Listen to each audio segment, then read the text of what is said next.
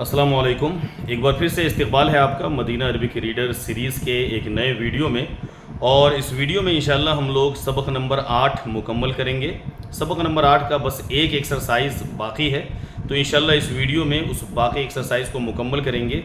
लेकिन उससे पहले अरबी ग्रामर से जुड़ा हुआ एक बहुत ही अहम और इंटरेस्टिंग कायदा पहले उसको समझ लेते हैं। और वो कायदा ये है कि आपको पहले से मालूम है कि अरबी में जब भी आप कोई प्रीपोजिशन यूज़ करते हैं, यानी कि फ़ी, अला, मिन, इस तरह के अल्फाज इस्तेमाल करते हैं जिसका मतलब है तक या से या में, तो आप इस तरह के अल्फाज जिस लफ्ज़ के शुरू में इस्तेमाल करते हैं उस लफ्ज़ के आखिरी हर्फ पे ज़ेर आता है। मिसाल के तौर पर अगर आपको बोलना है मस्जिद, तो लफ्ज़ होगा अल मस्जिदू, आखिरी लेटर पे पेश है अल मस्जिदू।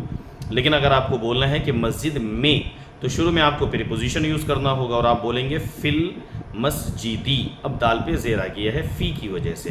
तो ये एक कायदा है, अरबी ज़बान का मशहूर कायदा है जो आपको पहले से मालूम भी था, और अगर नहीं था तो ये रिवीजन हो गया इसका। अभी आज जो हम पढ़ने वाले हैं वो इसी कायदे का एक एक्सेप्शन पढ़ने वाले हैं। और वो कायदा क्या है कि अगर कोई लफ्ज़ ऐसा है जिसके आखिर में पहले से ही अलिफ है, बहुत से अल्फाज ऐसे होते हैं जैसे कि मूसा, ईसा, अल-मुस्तशफ़ा, हॉस्पिटल को बोला जाता है मुस्तशफ़ा।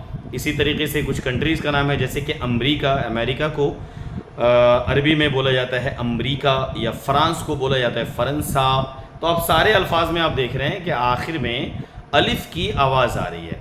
तो कायदा ये है कि अगर कोई भी ऐसा लफ्ज़ जो अलिफ़ पे एंड हो रहा है, ये जिसके आखिर में अलिफ़ की साउंड आ रही है, अलिफ़ की आवाज़ आ रही है, तो उसके शुरू में अगर आप प्रीपोजिशन यूज़ भी करते हैं तब भी ज़ेर नहीं आएगा। ऐसा नहीं है कि फ़रंसा से पहले अगर आप फ़ी लगा दें तो आप फ़रंसी इसको बोल दें, ऐसा नहीं होगा। इसी तरीके से जैसे किसी का नाम है मूसा, अगर आप उसके शुरू में मिन लगा दें कि मिन एक प्रीपोजिशन है, तो ऐसा नहीं है कि आप मिन मूसी आप उसको बोलेंगे। तो सिंपल सा कायदा है, अगर किसी लफ्ज़ के आखिर में अलिफ़ है या अलिफ़ की आवाज़ आ रही है, तो उसके शुरू में अगर आप कोई प्रीपोजिशन यूज़ भी करते हैं तब भी वो अलिफ़ अपनी जगह रहेगा, प्रीपोजिशन की वजह से ज़ेर नहीं आएगा। एक दो मिसालें और दे देते हैं। मिसाल के तौर पर अगर कहना है कि हामिद अमेरिका में है, हामिद इज़ इन अमेरिका, तो आप बोलेंगे हामिदुन फ़ी अमरीका। ऐसा नहीं है कि फ़ी की वजह से आप अमरीका के आखिर में ज़ेर दे दें। इसी तरीके से अगर कोई जुमला बनाए कि I am travelling from France to Germany, तो फ्रांस को फ़रंसा बोला जाता है और जर्मनी को अल्मानिया बोला जाता है, अल्मानिया। अब देख रहे हैं कि आखिर में अलिफ आ रहा है, तो जुमला होगा अना मुसाफिरुन मिन फ़रंसा इला अल्मानिया। अब देख रहे हैं कि फ़रंसा में भी मिन एक प्रीपोजिशन है, लेकिन फिर भी अलिफ है। फ़रंसा कोई चेंजिंग नहीं आई, कोई तब्दीली नहीं आई। और अल्मानिया में भी, अल्मानिया के शुरू में भी एक प्रीपोजिशन यूज़ किया गया है इला, लेकिन इसके बावजूद अल्मानिया जो अलिफ़ की आवाज़ है वो अपनी जगह पे बाकी है। तो बहरहाल यही एक कायदा था जो आज समझने का है। और इसी तरीके के अल्फाज आप देखेंगे आज जो एक्सरसाइज हम पढ़ेंगे इंशाल्लाह, आखिरी एक्सरसाइज सबक नंबर 8 का, उसमें आप देखेंगे कि इसी तरीके के अल्फाज ज़्यादा इस्तेमाल हुए हैं, वो अल्फाज जिसके आखिर में अलिफ़ आते हैं। तो चलिए सीधा इस एक्सरसाइज को पढ़ते हैं और समझने की कोशिश करते हैं। बिस्मिल्लाहिर्रहमानिर्रहीम। यही किताब का सफ़ा नंबर 59 और ये जो कॉलम्स बने हुए हैं इनकी मदद से आप उस कायदे को बड़ी आसानी से समझ सकते हैं जो हमने अभी डिस्कस किया है। मिसाल के तौर पर ये देखें, अल-बैतू, अल-बैतू का मतलब होता है घर। इसके शुरू में फ़ी लग गया है, फ़ी प्रीपोजिशन है, फ़ी का मतलब होता है में, इन। तो अब देख रहे हैं कि ता पे ज़ेर आ गया है, फ़िल बैती घर में, इन द हाउस। अगली मिसाल में भी मिन, ये भी एक प्रीपोजिशन है, मिन का मतलब होता है फ्रॉम, या उर्दू में आप बोल सकते हैं से। अब देखिए कि अलबैतू जो है यहाँ भी बैती हो गया है, मिनल बैती घर से, फ्रॉम द हाउस। आखिरी मिसाल में भी एक और प्रीपोजिशन इला, इला का मतलब होता है to, इलल Baiti to the house. तो पहली लाइन में आपने देखा कि जो ता है आखिरी लेटर उस पर प्रीपोजिशन की वजह से ज़ेर आ रहा है। लेकिन दूसरी लाइन में आप देखिए ये जो लफ्ज़ है अल-मुस्तशफ़ा, इसको अल-मुस्तशफ़ा पढ़ा जाता है, इसका माना है हॉस्पिटल। अब यहाँ देखिए कि इसके शुरू में कोई भी आप प्रीपोजिशन रख दें ये अपनी हालत पे रहता है, मुस्तशफ़ा ही रहता है। जैसे कि ये है फ़िल मुस्तशफ़ा, हॉस्पिटल में। अगली मिसाल में है मिनल मुस्तशफ़ा, हॉस्पिटल से। اور آگے ہے المستشفیٰ ہاسپٹل تک. مستشفیٰ کے شروع میں 3 پریپوزیشن آئے ہیں، لیکن اخیر میں جو الف کی آواز آ رہی ہے وہ اپنی حالت پہ ہے. اگلی مثال ہے امریکہ. امریکہ میں بھی آپ دیکھ رہے ہیں آخر میں الف ہے. دیکھیں پریپوزیشن کے ساتھ کیسے یوز ہوا ہے. فی امریکہ، ان امریکہ، امریکہ میں. من امریکہ، امریکہ سے، فرام امریکہ. الا امریکہ، امریکہ تک. یہاں بھی چونکہ آخری لیٹر الف ہے اس لیے کوئی تبدیلی نہیں آئی ہے. آخری لفظ ہے المانیہ. المانیہ کا معنی ہوتا ہے جرمنی. اب دیکھیں اس کو پریپوزیشن کے ساتھ کیسے استعمال کیا گیا ہے. فی المانیہ، جرمنی میں. من المانیہ، جرمنی سے. الا المانیہ، جرمنی تک.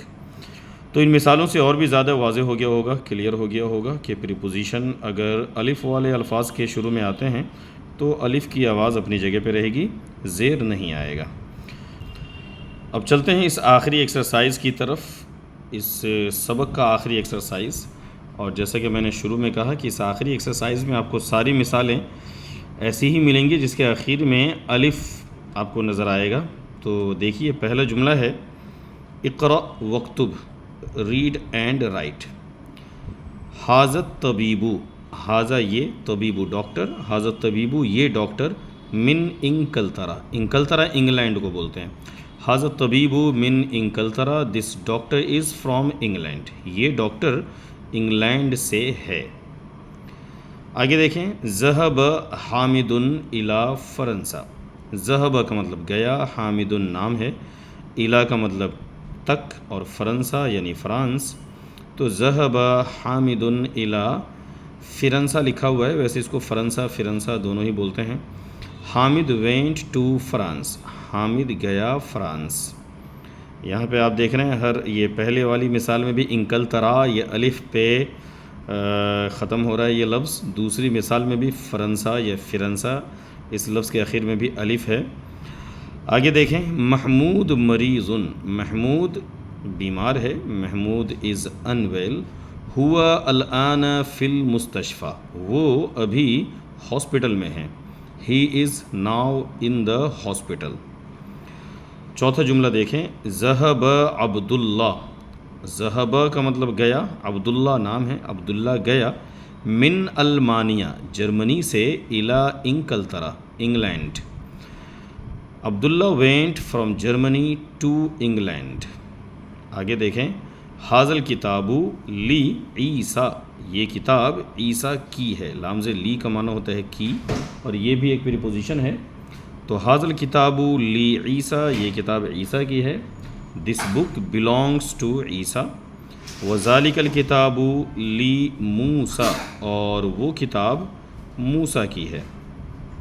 And that book is for Musa. اس جملے میں آپ دیکھ رہے ہیں کہ عیسیٰ اور موسیٰ یہ دونوں الف ہے اس کے آخر میں. آگے دیکھیں یہ المستشفیٰ ہاسپٹل کی تصویر ہے تو نیچے لکھا ہوا ہے المستشفیٰ، اس کا جملے سے کچھ لینا دینا نہیں ہے. آگے دیکھیں حاضل مہندسو، یہ انجینئر، من امریکہ، امریکہ سے ہے. حاضل مہندس دس انجینئر، من امریکہ از فرام امریکہ. اگلے صفحے میں مزید کچھ جملے. یہ لفظ ہے اقرأ، اقرأ کا مطلب پڑھیے، ریڈ. پہلا جملہ دیکھیں السبورۃ امام الطالب. السبورۃ بلیک بورڈ کو بولتے ہیں، تصویر یہاں پہ موجود ہے. السبورۃ بلیک بورڈ یا تختہ سیاہ، امام الطالب طالب علم کے سامنے ہے. امامہ کا معنی ہوتا ہے سامنے، طالبی کا مطلب طالب علم. دا black board is in front of the student. وہی خلف المدرسی، وہی اور وہ. ہیا کا میننگ ہوتا ہے وہ، مؤنث کے لیے استعمال ہوتا ہے. انگلش میں اس کو ترجمہ کر سکتے ہیں شی یا پھر اٹ. یہ السبورۃ چونکہ تو کی وجہ سے فیمیل ہے اس لیے ہی آیا ہے. وہی اور وہ خلف المدرسی، خلفہ کا معنی پیچھے، مدرسی ٹیچر، اور وہ ٹیچر کے پیچھے ہے. And it is behind the teacher. خلفہ کا مطلب بیہائنڈ. آگے دیکھیں اینا سیارۃ المدرسی. اینا کہاں ہے، سیارۃ کار، مدرسی استاذ.